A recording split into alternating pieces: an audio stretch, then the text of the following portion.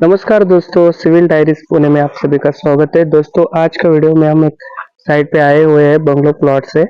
और यहाँ पर हम बेसिक नॉलेज यहाँ पर बताने वाले हैं जो कि आपको हर पार्ट के लेवल पे जो क्या क्या होता है इसके ऊपर मैं बताने वाला हूँ। दोस्तों ये जो होता है सबसे पहले आपको सब स्ट्रक्चर और सुपर स्ट्रक्चर के बारे में आपको बताने वाला हूँ। ये जो प्लिंथ लेवल की जो बीम होती है, जैसे जमीन लेवल के बाद में जो आती है एक प्लिंथ बीम, तो प्लिंथ बीम का जो टॉप होता है उसका नीचे का जो भी पार्ट है वो सब सब सब स्ट्रक्चर में आता है, और उसके ऊपर वाला जो भी पार्ट आता है वो सब सुपर स्ट्रक्चर में आता है। ठीक है, तो ये वाला हम चालू करते हैं। उसके बाद में हम आते हैं ग्रेड स्लैब पे, जो कि आपका प्लिंथ बीम के ऊपर में आता है। जो होता है कि वो ग्रे रूम के या अपना जो पार्किंग लेवल में होता है तो उसको ग्रेड स्लैब बोलते हैं। ठीक, जो आपको ये दिख रहा है उसके बाद जो भी रूम में होता है, रूम में जैसे कि अभी देखिए ये आउटर आउटर में बाहर से दिखा रहा हूँ, जो आपको लेवल में दिखा रहा है तो इसको ग्रेड स्लैब कहते हैं। जो तो ये वाला ग्रेड स्लैब में पीसीसी में भी करते हैं और इसमें आरसीसी में भी करते हैं। तो ग्रेड स्लैब में कम से कम 8 250 का सरिया जो है सेंटर टू सेंटर के हिसाब से, मतलब एक फीट में तो 8 का सरिया बांध सकते हैं। तो क्या होता है बहुत दिन के बाद ना ऐसे और पड़ के आपका जो भी मटल नीचे ऊपर होता है तो उसमें तकलीफ होता है। आपका नीचे का मान लीजिएगा यहाँ पर जो भरा हो गया रूम की जो है बैक फिलिंग वो बराबर नहीं होगा तो क्रेड स्लैब काम कर लेता है। इसके लिए 8 का स्टील डालना बहुत इंपॉर्टेंट है। दोस्तों इसके बाद ये देखिए आपका ये जो यहाँ पर दिख रहे हैं रेड ब्लॉक से, मतलब रेड ब्रिक से ये कंस्ट्रक्शन है। तो बाहर का 9 इंच वाला है और अंदर की जितनी भी ब्रिक्स है वो 4 इंच वाले यहाँ दीवार की हुई है। तो हम यहाँ पर सिर्फ साइड पे विजिट देके आपको बताने वाला हूँ। जैसे कि आपको 1200 mm जब हाइट होती है तो जो अच्छा सा कोपिंग जो है ये करनी चाहिए। ये कोपिंग करने से क्या फायदा होता है जैसे कि सॉरी, जैसे कि आपका बहुत सारा लोड है इधर उधर हो जाता है, इसका लोड जो है दबाव तो सिंगल ब्रिक का काम हो है तो इसमें बहुत सारा लोड के प्रॉब्लम होने की बाद से ये कोपिंग है, ये कोपिंग बीम बोलते हैं। इसमें कम से कम 2 सरिया डाल के 8 का या 10 का 2 सरिया डाल दिया और उसमें थोड़ा सा टुकड़ा टुकड़ा सरिया 300 यानी एक एक फीट पे बांध के ले लिया तो आपका एक अच्छा सपोर्ट ले लेता है। यानी जो इसका लोड पूरा आने वाला है वो यहाँ पर बहुत सारा कंट्रोल करता है। ठीक है, इसके बाद में ये जो होता है तो सज्जा बोलते हैं हम यहाँ पर। इसमें भी कम से कम रेनफोर्समेंट डालना बहुत इंपॉर्टेंट है। इसमें दिया हुआ है, नहीं पता नहीं लेकिन दिया है। ठीक है, 70 mm का हिसाब से तो ये यहाँ पर इन्होंने भर दिया है। ठीक है, 75 mm के हिसाब से। तो ऐसे है जो सज्जा है यहाँ पर देना होता है, तो ये होता है सज्जा। ठीक है, ये कोपिंग आपको पता ही चल गया कि ये कोपिंग है।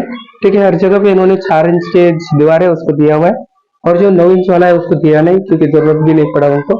और रेड ब्रिक एक ज्यादा लोड बेरिंग बीम है इसलिए वो ब्रिक है इसलिए वो इम्पोर्टेंट है। उसके बाद में आपको एक बताना चाहूंगा, जब भी विंडो होती है, जैसे कि ये विंडो है तो विंडो के जो टॉप वाला हिस्सा होता है वो टॉप लिंटल बीम होती है और नीचे वाला जो होता है वो सील बीम बोलते हैं उसको, विंडो सील बीम। ठीक है, ये इंपॉर्टेंट क्यों देना चाहिए, बहुत सारे आपने देखा होगा ब्रिक मतलब कंस्ट्रक्शन वर्क में, जैसे कि बहुत सारी ब्रिक बांधी और उसके बाद में यहाँ पर ऐसे क्रैक हो जाता है तो क्रैक आने के लिए वो नहीं आना चाहिए। इसके लिए ये जो है सील बीम देना पड़ता है, विंडो की सील बीम बोलते हैं इसको।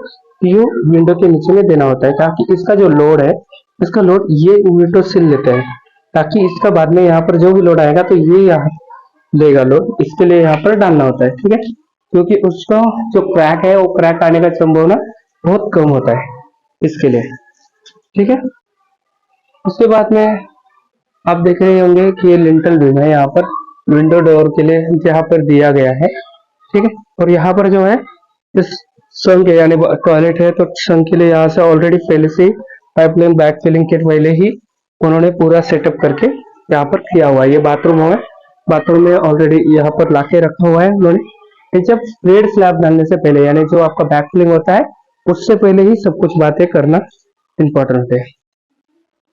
तो ये कॉलम है और एक व्यवस्था अभी देखिएगा, एक कॉलम है बहुत सारे इस जगह पे उन्होंने क्या किया है देखिएगा। कॉलम क्या किया है, पहले उन्होंने क्या किया ब्रिक वर्क कर दिया उसके बाद में कॉलम भरा हुआ है। तो ये गलत बात है क्योंकि कॉलम का जो लोड है एक्चुअल लोड आपको बहुत सारा वीडियो में देखे होंगे कि ये देखिएगा जो लोड है वो इसके ऊपर में कनेक्ट कर रहा है, यानी आपका ये पार्ट सबसे ज्यादा कॉलम जो भी है आपका स्लैब का लोड होता है वो बीम लेती है, बीम का लोड कॉलम लेता है। यदि कॉलम है तो कॉलम अकेला लेना चाहिए, तो इधर पे यहाँ पर आपका कॉलम होता है, ये देखिए ऐसा भरा है एक साथ में, यानी इसका जो लोड है वो थोड़ा फार लोड इसके ऊपर आएगा, तो ये दीवार भी थोड़ा सा क्रैक हो जाने का बोनस ज्यादा है। तो ऐसा कभी नहीं करना चाहिए। सबसे पहले स्ट्रक्चर करना चाहिए। कॉलम पहले आपकी जो कॉलम्स है वो पहले मतलब कंक्रीट करके लेना चाहिए, उसके बाद ही ब्रिक वर्क करनी चाहिए। और यहाँ पर इसके करने से देखिए, ये ऐसा करने से क्या होता है, इसका जो लोड है वो लोड बराबर अपनी दीवार दीवार पे लेती है और कॉलम कॉलम लेती है। और ये जो दीवार है ये लोड अलग सा जो लोड है वो बीम के ऊपर डिवाइड करती है, ताकि कॉलम को कोई तकलीफ नहीं देती। ठीक है, यहाँ देखिए कॉलम जो है वो कॉलम का यहाँ तोड़ के यहाँ पर अंदर आके ये स्टेयरकेस है, इन्होंने स्टेयरकेस किया हुआ है एकदम अच्छा प्रॉपर, ये दिखने में बहुत अच्छा है।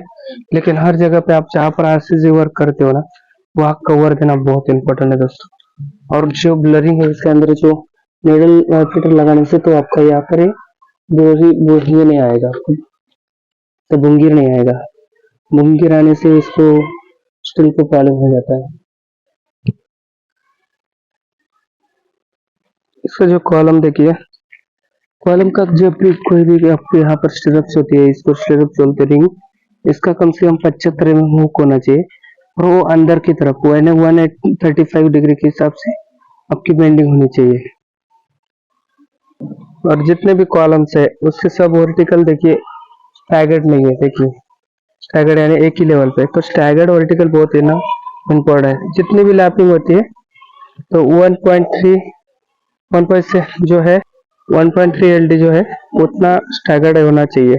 1.3 एलडी यानी 1.3 गुना जितनी एलडी है तो उसको गुना करके उतना लंबाई का नीचे ऊपर बार होना चाहिए, जितने भी कॉलम वर्टिकल हो उतने। तो बेसिक ये यहाँ पर स्टेटरिंग अभी ठोकी हुई है। ठीक है, ये लोकल कंस्ट्रक्शन होने के बाद ऐसे थोड़ी लाइव यहाँ पर ज्यादा से ज्यादा यूज नहीं किया है, नॉर्मली यूज किया हुआ है, और प्लेट का ज्यादा यूज कर दिया है। और ये लकड़ा, इससे क्या होता है जहाँ पर है लकड़ा, जैसे मतलब जितना आप खर्चा करते हो उतना ही आपका ये यहाँ पर मेंटेनेंस होने वाला है। यहाँ पर बहुत सारा नीचे ऊपर किया हुआ है, लेवलिंग वगैरह बाकी है, तो ये बाद में होने वाला है। लेकिन जब भी आपका घर जब करते हो तो आपको क्या ख्याल रखना चाहिए, जितनी भी शटरिंग है वो एकदम लेवल में होनी चाहिए और अच्छी तरीके से होनी चाहिए। ठीक है, तो आप टेप लगाना चाहिए जब भी आपकी शटरिंग कंप्लीट होती है, तो टेप भी अच्छा सा लगा के ग्रीस ऑयल लगा के, ऑयल लगाना बहुत जरूरी है। उसके बाद आपका जो है कंस्ट्रक्शन की जो स्किल रेनफोर्समेंट है वो बाद में करनी चाहिए। तो दोस्तों थैंक यू सो मच, बहुत बड़ा वीडियो बन गया। लोकल यहाँ पर ज्यादा से ज्यादा बहुत सारा प्रॉब्लम होता है, और फिनिशिंग बहुत इंपॉर्टेंट लेना इंपॉर्टेंट है दोस्तों।